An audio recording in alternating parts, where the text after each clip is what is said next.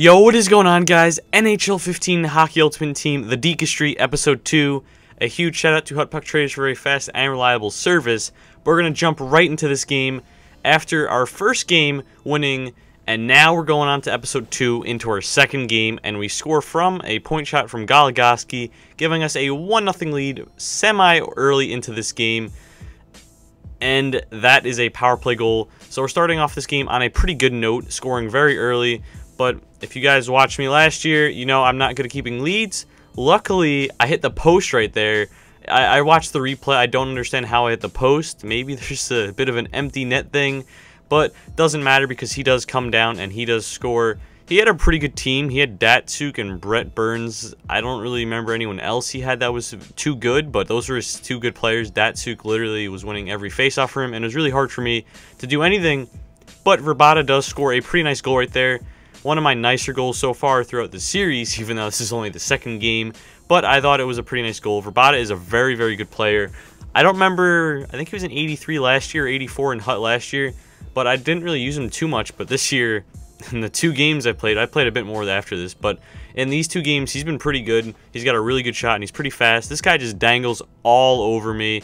And yeah, I'm not going to blame my goalie. He dangled me completely. It's hard playing defense, especially with my style, but as you see, Datsuk was a point getter on that goal for him, and I'm trying to make unnecessary dangles there. Don't really do anything, but we get it back to Verbata. Verbata makes a little nice move, and we're on the power play also with about 45 seconds. Verbata just cuts right in, and I don't know what happened there. I mean, I hit his player into his goalie. His goalie got knocked out. He picked up the puck, and I just poked him while his goalie was all the way out. You guys will see another play similar to this. It's going to hurt me, but luckily this game, that goal helps me get the 3-2 lead. Again, probably shouldn't have counted. I mean, look how far his goalie was out. But again, I don't know, because his player did hit it, and, you know, you never know. But still kind of feel bad for him on that play. His goalie was out really far and took forever to go back in the net and never even did. I managed to score a pretty bad goal there, but still, he gets a power play. Luckily, he keeps it in, and I just can't get to this puck. And there is a pretty nice cross-crease goal from him. No defense by my part. And Versteeg does score, so I guess he's got him as well. I think that might have been Suter as well. But that is a 3-3 game with 45 seconds left. This game is possibly going to overtime, but we pull out some dangs, we shoot, I think it hits the post, but I'm not exactly sure. But Verbata takes the puck and just trying to create something, see someone out in the front, and Abdelkader scores a really nice goal right there. And that is a 4-3 game with only about 35 seconds left on a 4-on-4. So this game is pretty much in our hands. He also had Bobrovsky in net, who's a pretty good goalie. He's probably an 87, 88 in this game, but luckily, we did score there to give it a 4-3 lead, and this game you would think would be over. But yes, indeed, this game will be interesting. You guys will see in a second. But that's silly, though. And with 15 seconds left, he just cuts through everyone and ties the game with 13 seconds left. Datsuk again gets on there. Doesn't score, but still. And we're in overtime, and Goligoski brings out 1, 2, 3... and goes backhand top shelf. What a nice goal from Goligoski with the celly. And that is a overtime win. I think it was 5-4. Yeah, 5-4 overtime win Goligoski. That game was really, really intense. That goal was really sick too. Got by two other guys and went backhand top shelf. That goal would never happen in NHL 14. Going backhand, you'd barely be able to shoot it above like 2 feet. But that goes like top shelf and got through 3 of his players. Goligoski even did more, but the beginning part was a bit pointless because I did lose the puck, so I did not manage to show it. But that is right, it is Abdelkader time. He did score, but he didn't get the game-winning goal. So we move into this game going 2-1 against a guy who's 1-1 with his Toronto. So I'm guessing he likes the Maple Leafs. His team wasn't all that good, but he does manage to score semi-early. Not too early. It was like the end of the second period, so it's not the third period, but we do get in the third period. The shots are 16-10 at that point. I have 16 shots. Couldn't get 1 goal. Luckily for him, I couldn't get 1 goal in 16 shots. And we get all the way to icing. We manage to get this puck, try to control it, and maybe create something to maybe tie this game up. I kick it and just can't get the puck. I mean, I don't know what it was. This kid was pretty good, but he wasn't anything amazing. Like, I thought I was outplaying him time on attack, and for the shots, but I mean, it didn't matter. He was winning 2-1 in this Beagle score, so again, his team is not that great. Hits, I was even beating him in, and with 0 seconds left, this game would be over. He wins. I mean, I would say that I mean, maybe it was an even game, but honestly, I thought I outplayed him. The shots at the final were 19-15, but at one point they were 16-9, and the score was 1-0. So it was pretty frustrating, but I mean, you're going to lose eventually. It's just frustrating to lose this early. But we get Palat, so he's going to be our new left winger, and we get Umberger, who could help out as well.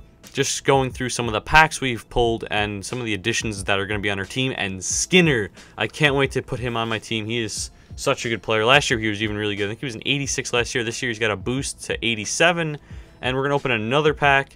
And in this pack, we're going to pull a Holtby. So now we have a goalie who possibly could be a bit better than what we do have. Even though our goalies actually haven't been too bad, but they haven't been too great as well. So Holtby, and we pull another Verbata. So this one will just be sold. We're not going to keep this one. But yeah, Verbata is definitely a good card. His last price sold is 1,300. So it's not a lot. So if you guys are watching this and the game's out, or have the whatever it's called, the EA Ticket Pass, he's a player you could pick up for under 1,000 at the time. I'm not sure how much he's going to go for. Right now, there's no one really on the market since it's just the Ticket Pass, but he's a good player. And we pull an Eriksson, who, I mean, I could have put him on the team, but I tried selling, and I eventually did. But we're opening up right into the next pack, and we pull into Chushkin, which is going to be a sick card, as well as a Colton Orr, who, if this was NHL 14, that guy would go for like 10 to 15k, possibly even more. But we don't really pull anything else in that pack, sadly, and we move right into the next pack, which is not an actual pack. We pull a Giordano. I was hoping I pulled a Giordano in the pack, but I didn't. And then I looked on the market and saw a bunch of defensemen, and I was seeing one for 3k, which is the one I just bought. And I looked at the thing, and they're all like 5 to 10k. So I decided to buy that Giordano for 3k or whatever I did. But we open another pack. We pull a Tyler Bozak, who's an 87 in this game, who, I mean, I would say he's more of an 84, 85 overall type player. But he did have a pretty good year last year, him, Kessel, and JVR. So, you know what? He'll get that rating, I guess. And then we looked at who we want to add to our team, and I thought Camilleri was really good last year, really underrated, but he was 1,000 pucks last year. I ended up paying 8.5k on him, but I'm pretty excited to put him on my team. And we're just going to open a few other packs and see what we get. This one, we don't really pull much. We pull maybe a backup goalie in Harding, another center, Eakin, and Vermette, and Boland, I guess, but I don't think Boland's making the team, and then Niederreiter. So yeah, this pack wasn't all too great, but it was what it was, and Michael Camilleri is now part of the Dekestry. But now we're just going to open the last pack, and we don't really pull too much in this. We get a Patrick Eliash, but he's a pretty good player, but not really worth much. But I'm going to end this off and sequence into the next event, into the Michael Camilleri tribute.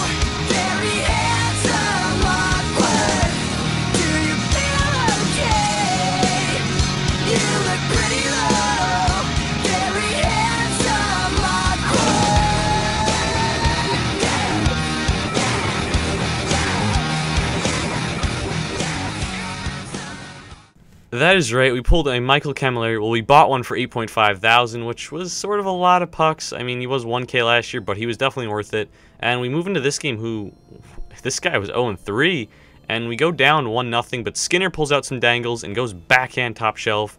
So Skinner's making his presence in there, getting a tie game for us, which is a really nice goal. And Suter makes a nice little play. Sutter, I meant to say, and he goes backhand as well and goes top shelf.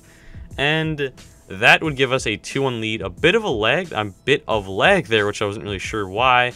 But you guys will see what? Like, I don't really understand what happens here. It was very, very frustrating. We're going into the first intermission with a 2-1 lead. I was winning. I was definitely outplaying him. He was 0-3, and I don't understand. It said waiting for user, and this is right now. This is sped up 100%, or I think it's either 100% or 50%, but it is sped up right now really fast. It is going really fast. The waiting for user thing, you could kind of see it's going by really fast, but literally, I was waiting so long. I think it was a good 7 to 8 minutes, and nothing was happening. It just kept saying waiting for user, and I was gonna wait like 2 to 3 minutes because usually I think the most for timeouts like 30 seconds to a minute. And thought maybe he was just waiting or using all of his pauses or something somehow, but it just kept going for 7-8 minutes, something like that. And eventually I was just wondering, like, what is happening? I didn't want to quit because I was like 90% I'm gonna get the loss here, but then I was like, if it's doing this for me, I'm guessing it's doing it for him, so maybe he backed out first or something. So it was just very, very frustrating, and of course I ended up quitting, which you guys will see soon. I ended up leaving. But I tried to see if I could do anything to fix it, and it doesn't work. So if you guys know like what to do, I doubt anyone knows if there's like a solution to this because I couldn't press any buttons. But if you guys know any solutions to it or know why this actually happened, I'd really appreciate it because it's just frustrating getting these type of losses. Like the game against the Leafs, the guy last game, I outplayed him, I thought, couldn't score, and then I go up against this game playing really good, even though I only had a 1-goal lead. But then this happens, and I managed to get a loss here, which very, very frustrating. So we are 3-2 going against the Calgary Flames guy who is 3-2 as well. And we're going to try to see and get a win finally. Very, very anticipated from getting the back-to-back losses. We get a goal from Giordano, who's newly acquired. And it's not the greatest goal, but it is a goal, and that's all that matters right now. I'm trying to get a pretty good record. So that's a 1-0 game for us. We can't really clear it out. We just push through a lot. And St. Louis managed to get the puck. Gets the puck again. Makes a shot, does not go in. Giordano, just the puck bounces off his legs or something like that. We do get the puck, and we go 5-hole right there. Kind of a weird shot.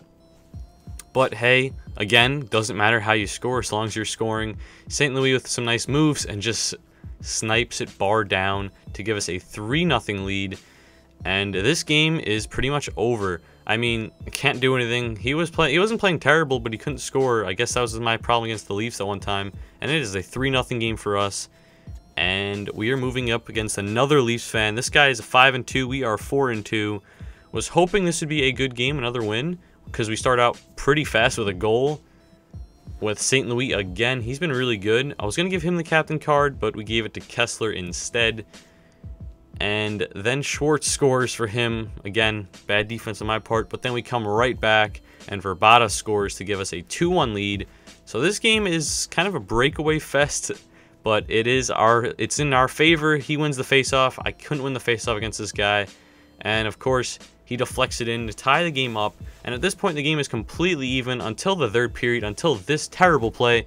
His guy literally dumps the puck in. My goalie goes out to go get it, comes back slow as anything. It's not like a bronze goalie. We have Holtby, an 86 goalie who's got pretty good quickness, even though it doesn't make a difference how much he skates walking wise. But I just don't understand how that went in. And of course, that was the end of this game. We do lose 4-2.